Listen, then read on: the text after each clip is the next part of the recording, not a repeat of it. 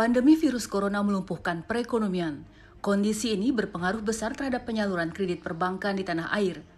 Bahkan pada pertengahan tahun lalu, Menteri Keuangan menyoroti masih lemahnya penyaluran kredit. Menurut data Bank Indonesia pada Juli 2021, pertumbuhan kredit hanya sebesar 0,3% atau turun dibandingkan bulan sebelumnya yang sebesar 0,4%. Kepala Otoritas Jasa Keuangan atau OJK, Wimbo Santoso mengatakan, penyaluran kredit sangat bergantung pada kemampuan pemerintah mengendalikan pandemi. Hal ini terlihat dalam 4 bulan terakhir. Kucuran kredit naik seiring menurunnya angka pasien penderita COVID-19. Gambarannya ini turunnya memang sangat drastis, tapi ini sekarang udah naik, udah positif kreditnya.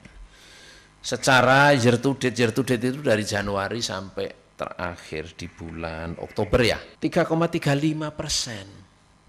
Ya, normal biasanya di atas 6%. Korporasi sudah positif, luar biasa, saya bangga nih. Sudah 2,4, tadinya korporasi yang berat. Dan juga retail, itu konsumsi, dan ini sudah ada tanda-tanda perbaikan. Hal yang sama dikemukakan ekonom KOR Indonesia, Peter Abdullah. Menurutnya, meredanya penyebaran kasus COVID-19 membantu penyaluran kredit dan pemulihan ekonomi. Bulan Juni, ya, Juli, Agustus itu kita mengalami gelombang kedua, ya, yang mau tidak mau mengerem laju proses pemulihan ekonomi kita, ya, dan itu termasuk juga menahan permintaan kredit, ya, sehingga penyaluran kredit pada periode itu kembali turun, baru naik lagi setelah kita mampu mengatasi gelombang kedua. Sarman Simanjorang, pengusaha, mengatakan penyaluran kredit mulai pulih sejak September 2021. Namun perbankan masih hati-hati dalam menyalurkan kredit modal kerja dan investasi. Di Oktober juga udah tumbuh sekitar 3,24%. Nah, artinya memang trennya sudah mulai positif. Walaupun dalam hal ini memang masih ada kehati-hatian. Nah, katakanlah misalnya seperti kredit modal kerja. Nah, kredit modal kerja ini kalau sudah pasti, ya baru pengusaha akan mengajukan dan perbankan juga akan mencairkan. Tapi seperti misalnya kredit investasi, ya ini memang dari sisi pelaku usahanya juga hati-hati, dari sisi perbankannya juga pasti hati-hati. Belum ada yang menggaranti bahwa kita akan cepat keluar dari COVID ini. Dalam kondisi pandemi, Otoritas Jasa Keuangan atau OJK memperkirakan pertumbuhan kredit hingga akhir tahun 2021 bisa mencapai 4,5%. Atau lebih baik dibandingkan tahun lalu yang minus 2,4%. Lalu mampukah penyaluran kredit tahun depan tumbuh seperti sebelum pandemi? Selamat malam pemirsa. Salah satu cara untuk bisa mendorong pertumbuhan ekonomi adalah ini mendorong sektor industri agar terus bergerak, dan supaya industri ini bisa bertumbuh tentunya butuh investasi yang salah satunya ini bisa dipercepat melalui pengucuran kredit yang dibutuhkan oleh industri. Tetapi apabila kredit ini kucurannya melambat, tentu saja bisa membuat pertumbuhan dan percepatan itu pun juga turut melambat. Dan oleh karenanya pada malam hari ini Indonesia Business Forum mengangkat tema mengenai kredit bank lambat, ekonomi terhambat. Saya sudah bersama dengan 2 orang narasumber di studio dan 1 narasumber yang terhubung melalui video conference. Saya sapa terlebih dahulu narasumber saya yang ada di studio. Yang pertama ada Ibu Afiliani yang merupakan Wakil Kepala Bidang Moneter dan Keuangan Kadin Indonesia. Bu Afi, selamat malam. Boleh digunakan mikrofonnya Ibu untuk bisa menyapa.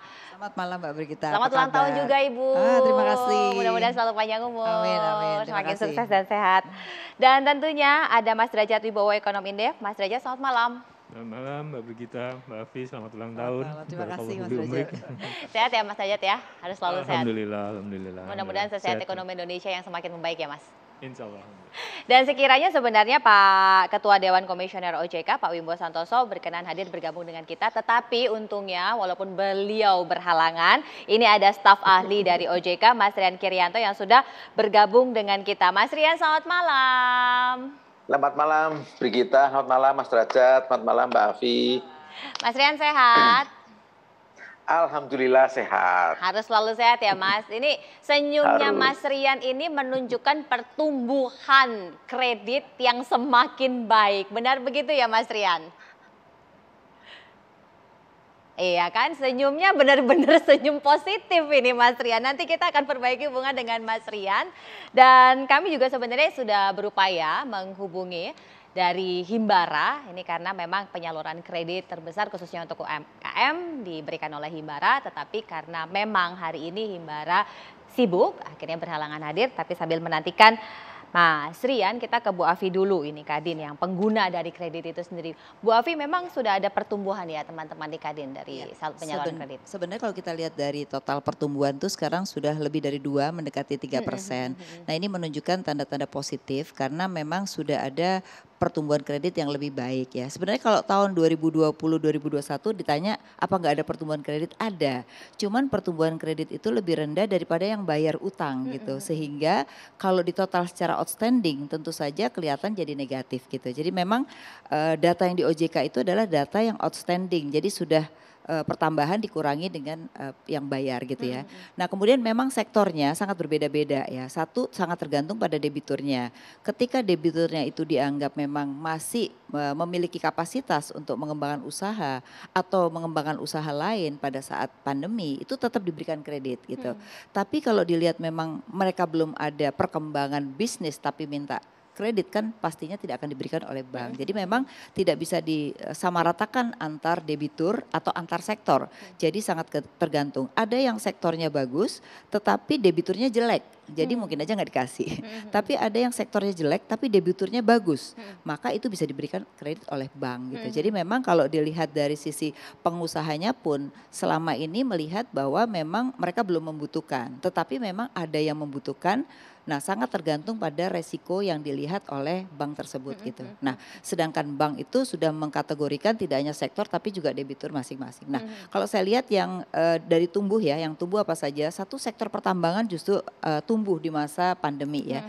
Karena memang ada perpres mengenai mobil listrik, itu perkembangan untuk nikel mulai berkembang ya. Kemudian yang kedua kemarin itu kan tahun ini itu harga-harga komoditas kan meningkat. Jadi juga ada perkembangan di kredit khususnya di sektor-sektor berbasis perkebunan ya. Jadi memang nggak semua. Nah basis kesehatan itu juga cenderung mulai tumbuh karena memang kebutuhan APD, kebutuhan obat-obatan dan vaksin itu juga tumbuh gitu. Jadi memang tidak merata pada sektor.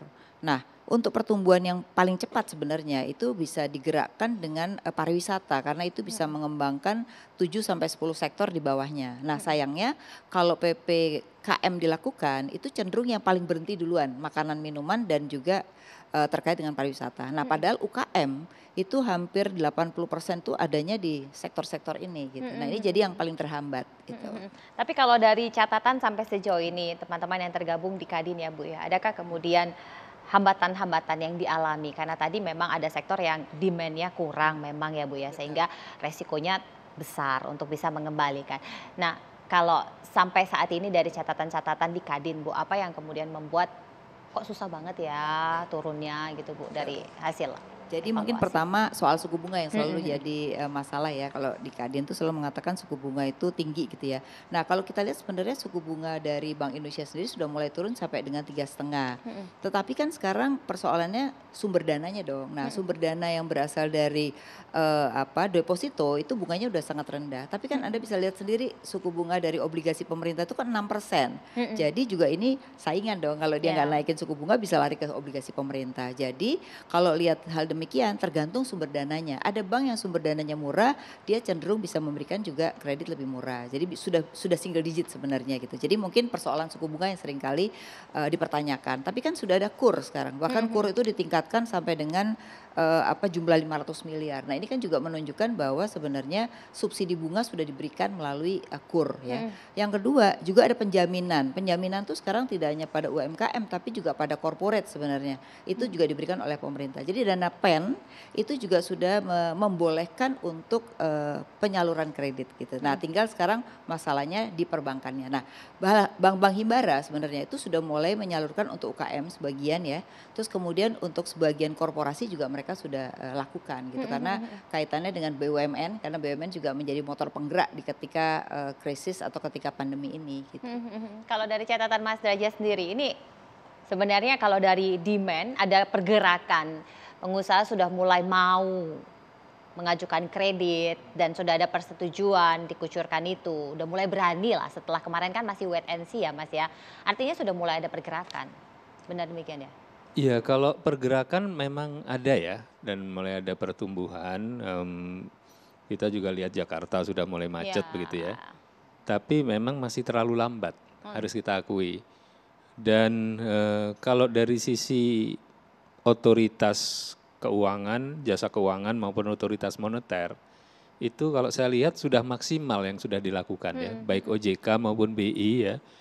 Ya mungkin ada sedikit-sedikit yang bisa dia utak-atik ya, mungkin untuk menurunkan suku bunga acuan BI atau OJK mempermudah beberapa persyaratan ya. Tapi nggak akan bisa maksimal untuk mendorong. Karena apa? Karena yang penting harus selalu kita ingat itu adalah perbankan itu tidak pernah menjadi lokomotif bagi pertumbuhan ekonomi. Perbankan itu nggak pernah menjadi panglima, ya.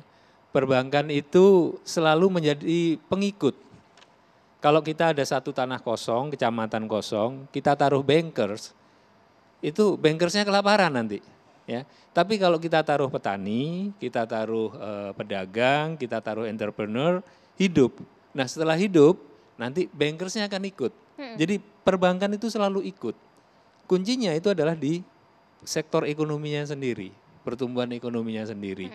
Nah selama pertumbuhan ekonominya itu belum memberikan confident kepada para pelaku usaha maupun kepada para konsumen untuk melakukan spending, maka ya mereka tidak akan terlalu butuh ke perbankan. Sehingga mau diturunkan suku bunganya berapapun juga, ya mereka nggak akan ambil gitu ya.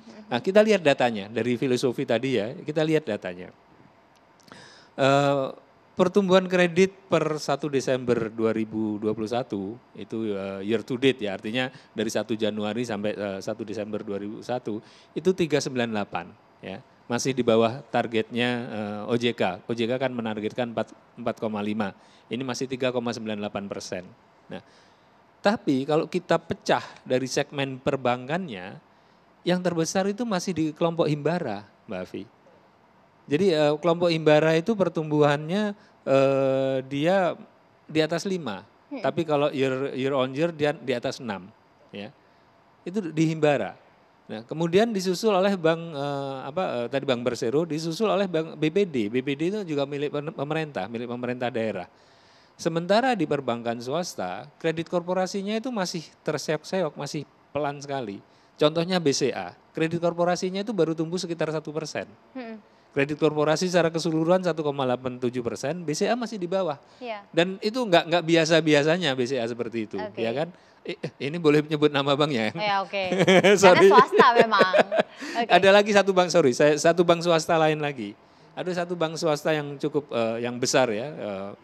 Itu pertumbuhan pertumbuhan kartu kreditnya, kredit kartu kredit ya, itu malah minus masih. Sampai pertengahan tahun kemarin kartu kredit minus, padahal dia biasanya jor-joran untuk kartu kredit. Artinya apa? Artinya kalau di himbara, di perbankan milik negara, itu direksinya masih bisa diketok dikit oleh negara ya. Erik teleponnya ini kamu kok ngambil mungkin mereka akan keder ya.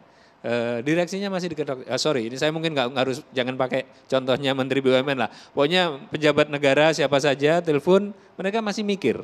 Ya. Kalau bank swasta enggak, kami hanya ikut shareholders, kami hanya ikut market. Jadi cermin dari pertumbuhan kredit yang lebih real itu adalah di bank swasta. Ya.